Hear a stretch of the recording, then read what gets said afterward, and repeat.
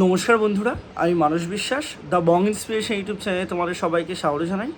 Video title এবং thumbnail দেখে বুঝতেই পেরেছো আমরা কোন বিষয়ে কথা বলবো।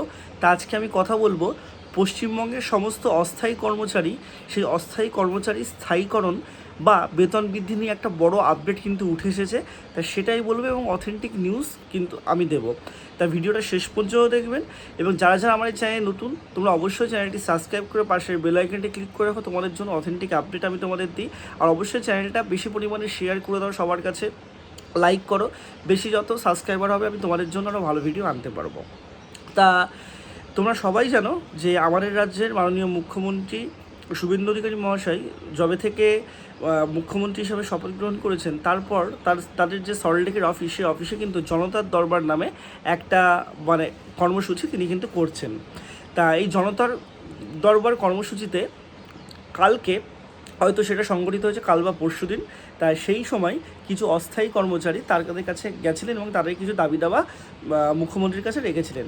মুখ্যমন্ত্রীর তরফ থেকে এটাই বলা হয়েছে, খুব ভালো একটা জিনিস, যে যেহেতু এই বিজেপি সরকার মাত্র 15টা দিন আমাদের পশ্চিমবঙ্গের এসেছে, তারা একদম স্থায়ীকরণের 100% কোনো কথা, আমি আবারও বলছি, স্থায়ীকরণের 100% কোনো কথা এখনই তিনি বলতে পারবেন না।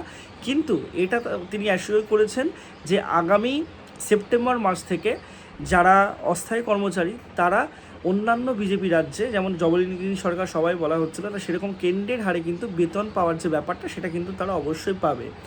এবং এরপর থেকে অনেকেই আমাকে জিজ্ঞাসা করছে, দাদা আমাদের কি সবার বেতন বাড়ছে বা আমাদের কি স্থায়ীকরণ হবে না? এরকম কোনো ব্যাপার না। তিনি কিন্তু একবারও বলেননি যে স্থায়ীকরণ হবে না বা কোনো কিছু হবে না। তিনি এটাই বলেছেন যে যারা এখন অস্থায়ী তাদেরকে যদি স্থায়ীকরণ করা হয় তাহলে তো নতুন রিক্রুটমেন্ট বেরোবেই না।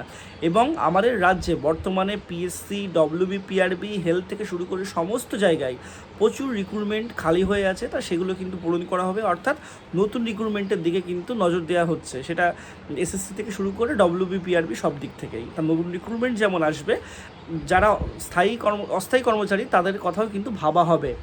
এখানে একটা কথা বলি, এই যে ইনফরমেশনগুলো পাওয়া গেছে, সেই ইনফরমেশন পাওয়া গেছে এইচএম, ন্যাশনাল হেলথ মিশনে যারা কাজ করে অস্থায়ী কর্মচারী যারা আছেন তারা কিন্তু গেছিলেন, তারাই ইনফরমেশনটা দিয়েছে।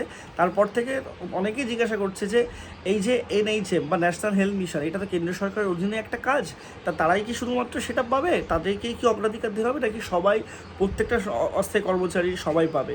তা এটা এখনও পর্যন্ত 100% শিওর না, কিন্তু এইটুকু বোঝা যাচ্ছে সবাই মোটামুটি কেন্দ্রের হারে কিন্তু বেতন তারা বৃদ্ধি পাবেন। ঠিক আছে? এবং স্থায়ীকরণের যে বিষয়টা আমি আবারও বলেছি, আমি আগেও বহুবার বলেছি যে আপনাদের রিভ্যালিডেশন হবে, আপনাদের আপনাদের যে এজ, আপনাদের এডুকেশন কোয়ালিফিকেশান, আপনাদের নিয়োগ পদ্ধতি ঠিকঠাকভাবে হয়েছে কিনা সব কিছু ভালোভাবে দেখা হবে, তারপরে কিন্তু আপনাদের সমস্ত কিছু হবে। তা এখন আরেকটা কথাও বলা হয়েছে যে এই স্থায়ী অস্থায়ী কর্মচারী রিলেটেড কোনো কিছু কিন্তু আগামী 3 মাসের জন্য শোনা হবে না। তা ওখানে যদি জনতার দরবারের পরে যাওয়া হয় সেটা কিন্তু শোনা হবে না। এবং এটা কিন্তু একটা কথা বলবো যে তারা একটা সময় নিয়েছে। এবার এটাও সত্যি যে সেপ্টেম্বর মাস থেকে আপনাদের কিন্তু বেতন বৃদ্ধি হওয়ার একটা সম্ভাবনা সবথেকে বেশি আছে। তো অবশ্যই চ্যানেলটার সাথে যুক্ত থাকুন, কোনো রকম আপডেট আসলেই আমি আবার আপনাদের বলবো। আর অবশ্যই আপনারা চ্যানেলটা সাবস্ক্রাইব করে রাখুন। ধন্যবাদ।